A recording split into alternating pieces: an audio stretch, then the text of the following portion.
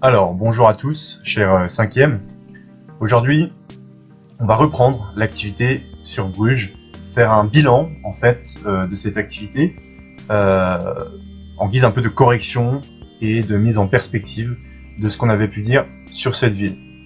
Alors la ville de Bruges, il faut se rappeler qu'on est justement dans l'essor, le développement des villes au Moyen-Âge et notamment un développement qui va être lié au commerce.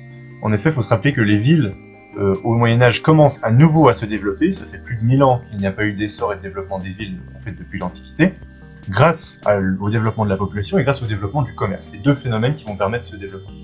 Bruges, c'est une ville qui à la base n'existe pas. C'est une création du Moyen-Âge. Et en fait, cette création, elle est importante parce que, et c'était l'objet de ce premier document, c'est le comte de Flandre, c'est le seigneur qui dirige la région dans laquelle se trouve Bruges, c'est-à-dire les Flandres, en Belgique actuelle, au nord de la France, qui s'appelle Baudouin, qui va construire sa forteresse, justement, sur les bords d'un fleuve, le Rey. Je vais vous montrer le petit plan. Donc ici, vous avez ce fleuve qui se jette dans la mer du Nord, et qui va, vous le voyez ici en rouge, sur le plan que vous avez de Bruges, construire son château sur les bords du fleuve, et y établir un pont. Le mot pont, d'ailleurs, en flamand, qui est la langue locale, se dit brug, c'est-à-dire, en fait, ce qui a donné le nom à Bruges. Et ce pont, le prince, le seigneur, le comte de Flandre va y exercer un droit de passage. Il faudra payer une taxe pour pouvoir traverser ce pont. Hein, il a le droit de le faire, c'est le seigneur. Et à partir de là, puisque c'est un puissant seigneur, de nombreux commerçants, de nombreux paysans, artisans vont s'installer autour de la forteresse. On le voit aussi dans le texte ici. D'accord ? Par la suite, pour les besoins et les nécessités de ceux de la forteresse, les marchands d'articles coûteux vont commencer à affluer, c'est-à-dire à se regrouper autour de la forteresse. En effet, quand je suis un puissant seigneur, j'ai besoin bien sûr de manger, donc je vais avoir des métiers de bouche, comme on dit, qui vont s'installer autour de moi, des cuisiniers et autres, mais surtout de consommer des biens communs, comme par exemple, en l'occurrence, de la ferronnerie, c'est-à-dire les forgerons. Je vais consommer en effet des armes, je suis chevalier, donc j'aurai besoin d'artisans, de l'orfèvrerie, parce que j'ai besoin de montrer ma richesse. Je vais avoir besoin de maçons également pour construire mon château, mes remparts et autres. Et en fait, très vite, cette forteresse se transforme petit à petit en village, puis en fait en ville. L'avantage de Bruges, c'est donc le fait que le comte va choisir cette localisation et donc elle va se développer. Et puis le deuxième avantage, on l'a dit, c'est la localisation. On le voit à quelques kilomètres de la mer du Nord, un petit peu dans les terres pour se protéger des possibles invasions. Mais on est donc un port où on est un lieu de passage, marché aux poissons notamment, et aussi où on n'est pas si loin, si vous regardez sur cette carte ici, on n'est pas si loin en fait de l'Angleterre. Environ 200 km de l'Angleterre par la mer. Donc quand on traverse la mer, on a l'Angleterre, dont la richesse à l'époque au Moyen-Âge est la laine qu'on tire des moutons. La laine à l'époque c'est le principal tissu, on n'a pas encore le coton, on n'a pas découvert l'Amérique et autres, donc la laine ici va être utilisée pour faire tout ce qui est drap, tout ce qui est tissu, et le tissu coûte cher à fabriquer, parce que c'est fait par des tisserands, des artisans qui mettent des semaines à tisser des toiles. Il n'y a pas de machine à l'époque, donc c'est une richesse très importante. Bruges va donc se faire la spécialiste du métier de tisserand, et notamment des drapiers, de ceux qui confectionnent, qui fabriquent ces draps. Donc on va, puisqu'on est proche de la laine anglaise, la faire venir, vous voyez, par une route commerciale toute proche, dans les terres, la décharger au port de Bruges, et les tisserands, ici, se chargeront de transformer cette laine brute en drap qui se vendra très cher.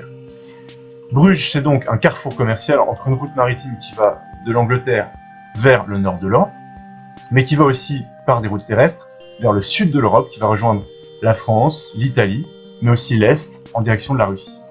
Donc c'est un carrefour où finalement on décharge des marchandises de valeur, où on en recharge d'autres, et où on fabrique une spécialité, ici les draps notamment.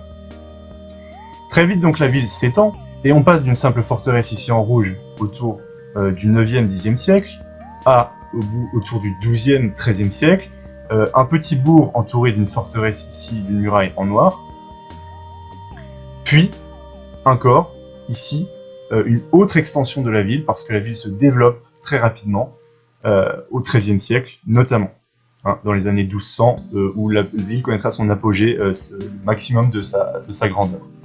On voit aussi que les espaces agricoles en vert vont avoir tendance à diminuer, hein. La ville s'étend, elle grignote un peu les espaces agricoles. Et on voit que finalement, cette ville, par sa puissance qu'elle gagne au fur et à mesure du XIIe et XIIIe siècle, va également se parer de monuments qui symbolisent sa puissance. On va faire un zoom et on aura terminé là-dessus pour que vous compreniez bien que cette ville s'enrichit et qu'elle veut montrer sa puissance sur ce bâtiment-là.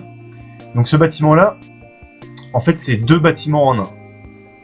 Vous avez en bas ce qu'on appelle les halles. C'est là qu'on va vendre notamment le produit des artisans drapiers, c'est là qu'on va vendre les draps, où des marchands venus de toute l'Europe vont venir les acheter pour les revendre plus tard. Donc c'est une sorte de supermarché spécialisé dans les draps, ce sont des halles marchandes qui sont donc visitées par les Européens à cette époque. Et puis sur le sommet de ces halles, vous voyez cette immense tour, c'est pas une église, au contraire, c'est un bâtiment civil, c'est pas un bâtiment fait par le clergé et par l'église, mais c'est un bâtiment construit par les marchands justement et par les drapiers, qu'on appelle le beffroi, qui symbolise la puissance de la ville.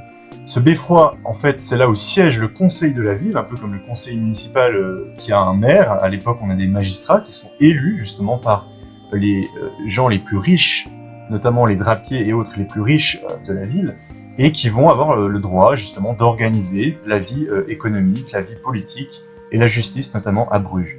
Le comte leur laisse ce droit d'organiser cela. En échange, ils doivent lui verser une grosse somme d'argent, donc c'est gagnant-gagnant. Le comte, lui, il n'a plus à gérer les affaires de la ville est gérée par ces marchands qui savent gérer justement les affaires, comme ça ils sont plus embêtés par le comte, et tout le monde s'occupe comme ça de ses affaires, et c'est gagnant-gagnant. Cette tour, ce beffroi, fait 83 mètres de haut, il est immense. Il est même plus haut que la cathédrale de la ville. C'est un symbole très puissant parce que, rappelez-vous, dans le chapitre précédent, on avait dit que l'église, à cette époque, c'est justement un des piliers de la société médiévale.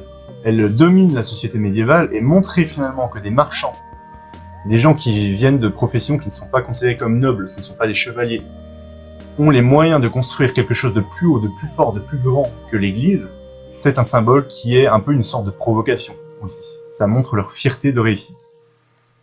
Dernier élément, sachez que cette tour, elle donne l'heure, par une horloge notamment, et par un carillon donc, qui sonne toutes les heures. Et ça, c'est un monopole normalement de l'église. C'est l'église qui a le droit de donner le temps à l'époque. L'église, en effet, elle donne le temps des hommes, de leur naissance avec le baptême, à leur mort avec l'extrême onction. Elle leur donne le temps et l'heure de la journée. Et c'est pareil, c'est un monopole, c'est-à-dire c'est c'est une chose que seule l'église a le droit de faire habituellement, que dorénavant, justement, les marchands, les civils, ceux qui ne sont pas dans le clergé, vont s'approprier, vont se donner le droit, au nom de l'activité économique, de faire cela. Et donc ça, c'est vraiment une révolution, c'est un moment très important. Enfin, on voit ici, vous le voyez, chaque métier est organisé en association, avec des chefs, et chaque métier a des lois qui organisent au sein de la corporation, au sein du métier et de l'association. Par exemple, combien d'années d'études on doit faire pour exercer tel ou tel métier, qui peut être élu à la tête du métier, etc. Et on voit que c'est très très réglementé et que le commerce vraiment va structurer toute la vie quotidienne dans cette ville de Bruges.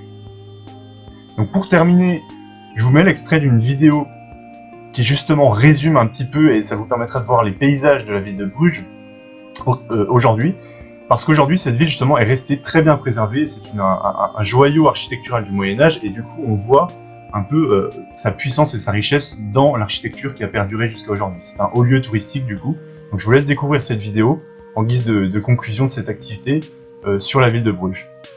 À la prochaine. Le reflet d'une ville médiévale, le centre historique de Bruges. La région des Flandres occidentales en Belgique est reliée par des canaux à la mer du Nord. Le commerce du textile était florissant au XIIIe et XIVe siècle.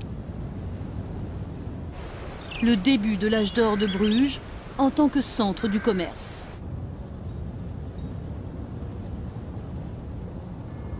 Mais à la fin du XVe siècle, les canaux s'envasent. La ville devient inaccessible par bateau. Le commerce décline. Les Flandres produisent des tissus en laine de haute qualité. La laine est importée de Grande-Bretagne. Les maisons des marchands, qui ont beaucoup prospéré, s'appelaient les maisons des guildes. Des symboles au-dessus des portes d'entrée indiquent cette particularité. Voici l'échoppe d'un poissonnier. Les symboles étaient très pratiques à l'époque pour les nombreuses personnes qui ne savaient pas lire. En dessous du baril, on voit le visage de Bacchus. Ces signes indiquent les procédures à suivre pour la fabrication du cuir. Là, on frappe la peau d'un animal avec une pierre après l'avoir lavé. Ici, on tanne le cuir. Le bâtiment sur la droite était la maison d'un marchand appelé bourse. La première bourse d'ailleurs fut fondée ici. On l'appela ainsi en référence au nom du propriétaire des lieux.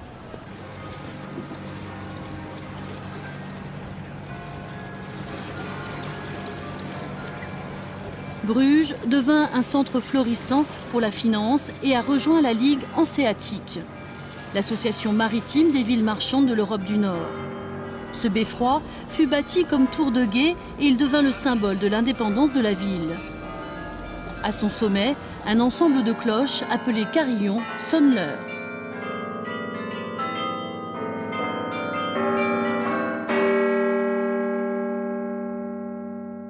Les canaux, qui faisaient autrefois la fierté de la ville, vont s'envaser et Bruges va décliner au cours de la révolution industrielle. Ici, le temps s'est arrêté, le reflet du Moyen-Âge que cette ville nous donne est resté inchangé depuis des siècles.